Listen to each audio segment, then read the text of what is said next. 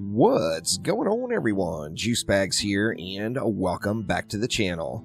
We are continuing on with our fresh playthrough in Dungeon Defenders 2. And where we stand now is we are up to 10,999 champion score. I went through and I got the mats to upgrade my gear and get it upgraded to full Chaos 8, which actually took me way past where I needed to be. If you're doing like throwaway type gear in a situation like I'm doing here, I wouldn't suggest spending that much, because all you have to do is just unlock the champion score, 9850. You don't have to go 1,000 over it to get in, but I upgraded everything. We are 1,000 over the requirement for Chaos 9, so what is the deal with Chaos 9?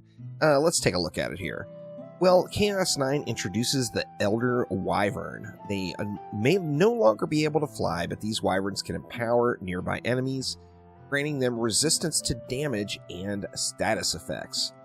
Now, there's one thing about the wyverns and Chaos 9, and that is there isn't really a strategic element to the game, or to the difficulty. The wyverns are just a gear check. They're straight up, do you have enough damage to get through them? Now, as a brand new player with 250 Ascension, with no gilded shards, with no perfect fine-tuned setups, I'm not even going to pretend like I have enough power to get the job done. So, you gotta remember, I mentioned it in the last episode, but this is a co-op game.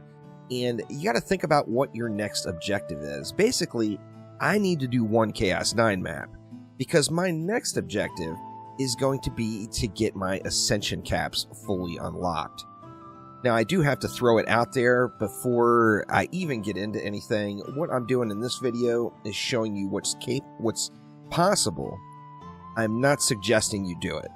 The reason is Ancient Power in the Ancient Power system is not right for everyone. It's not something every player in the game is going to want to do. If you are going to want to grind it out, and you're convinced you're going to want to grind it out, then it's really even going to be in your best interest to work on getting gilded shards, getting better setups.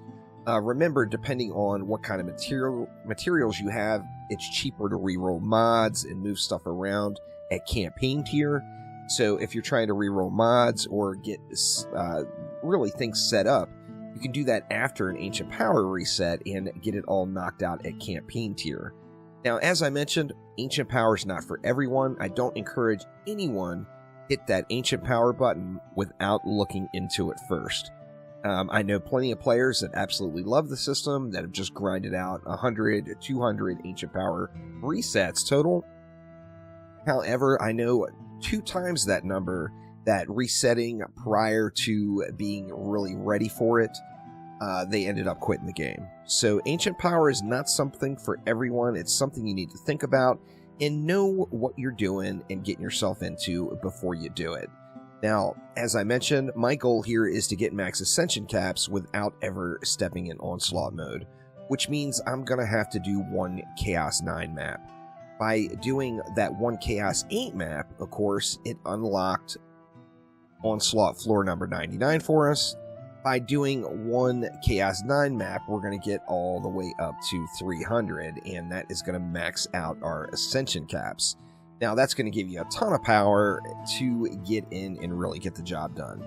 What people are referring to when they say max Ascension Caps is these individual Ascension categories that are at 180 now. They will go up to 999. Of course, you have to have the Ascension levels, so you've got to be 3,000 plus Ascension to get one defense completely maxed out in damage. However, you can put almost 1,000 points in each individual category. Now, by doing that one Chaos 9 map, that is going to give us the option to do it. Now, what should you do before joining a Chaos 9 game? This video is going to more turn into Chaos 9 etiquette for people that are getting the full-on carry than it is for any sort of strategic tutorial. Well, first things first, make sure you're supposed to be there. If you don't have shards, if you've got any shard slots that are empty on your hero, if you don't have mod setups, they don't have to be perfect setups, but have a positive mod on every section, and be able to kill a Chaos 9 boss on your own. In my opinion, that would qualify you to join in as a DPS character in someone else's Chaos 9 game. Now, the person who creates a game in Chaos 9 is generally expected to be the person to build the map. So, what does that person need? Well, that person needs 3 DPS heroes that are going to contribute. Meaning, not going to sit there and go AFK, going to hit G in a timely fashion in between each wave, going to collect mana, do upgrades. Additionally, when you join the map, don't ping the map and drop the mana, for God's sakes. Take the mana to the person building the map, save them a little time, and keep them from having to run around. Now, with that being said, it can also be difficult sometimes to find a Chaos 9 map. Now, right now, I'm kind of on prime time on the EU server, and you see there's multiple Chaos 9 maps to choose from here. Now, if you don't have a Chaos 9 map available, you can always bounce around to different servers. By going back out to the title screen in the game, you have to do it from the title screen, go to options, and then up top here, you're going to be able to change to US West, US East, or Europe. Now, generally speaking, these numbers have not been confirmed by Chromatic, but from my observation, it appears to me that the Europe server is generally the most populated server, meaning there's going to be the most games there. The US East server would be the second most populated, and then the US West would be the third most populated.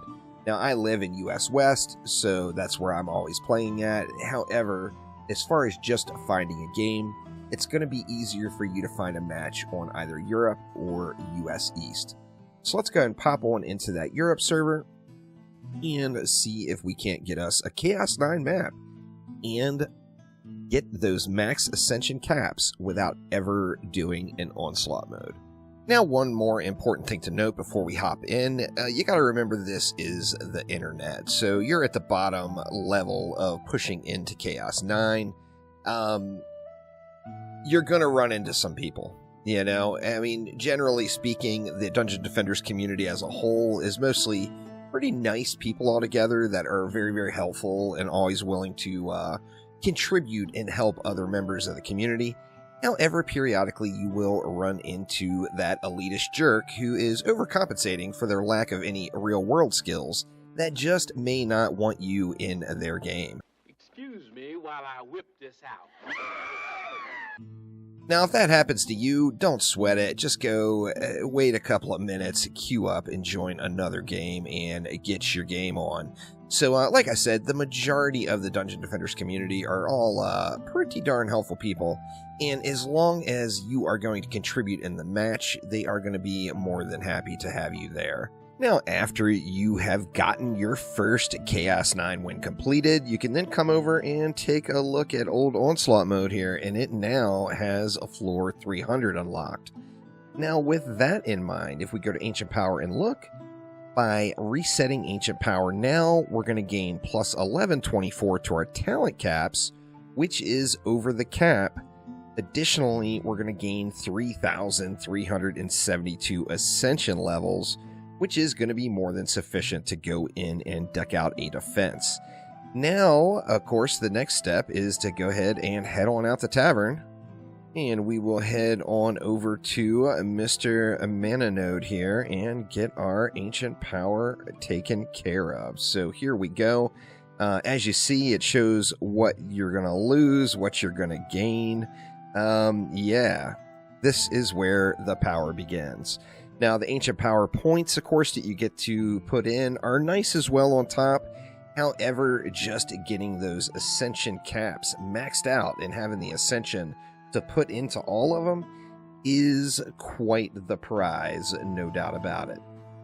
Not a very good Snake Zealot chip. And then now, if we go ahead and take a look at our Ascension, we've got our 999 caps done now. We can go ahead and fully deck out this character. Now, at this point, you know, of course, you'd want to go through, do all of your, you know, get all of your mods set up, and, you know, ideally, you would already have shards gilded by now. That way you don't have that expense. and get things dialed in and come up with that target number of how many ancient power resets you want. But this allows you to get the full max power, 19,980 defense power, on one particular defense. Now, of course, if you had 6,000, you'd be able to do 2 defenses. If you had 9,000, you'd be able to do 3 defenses. However, just getting that 3372 Ascension level unlocked is just a big part of the program. So there we are with max Ascension caps and enough Ascension levels to go ahead and put in all of our Ascension points without ever once stepping foot into Onslaught. Now, I know a lot of people like Onslaught mode, which is awesome. It's there for you. I know a lot of people dislike it, though. And if you dislike Onslaught mode and you still want to get that maximum power in the game, you never have to do it ever again. So it is quite nice. Of course, we know Chaos 10 is on the way as well, which I'm assuming will bump that floor up even further. Meaning you're going to be able to get to, whatever Ascension level and have even more points coming in. But that will do it for this episode and this series. So thank you all so much for watching. If you have any questions about the whole process, don't forget to let me know down in the comments below. And then once again, y'all, look at what you're doing and think about it before you do an Ancient Power reset. It might be the best thing in the world for you, or it might make you lose a little bit of your love for the game. So make sure you do your homework and know what you're getting into prior to hitting that button. But that will do it for now. Thanks again, and I will see ya next time around. Take it easy.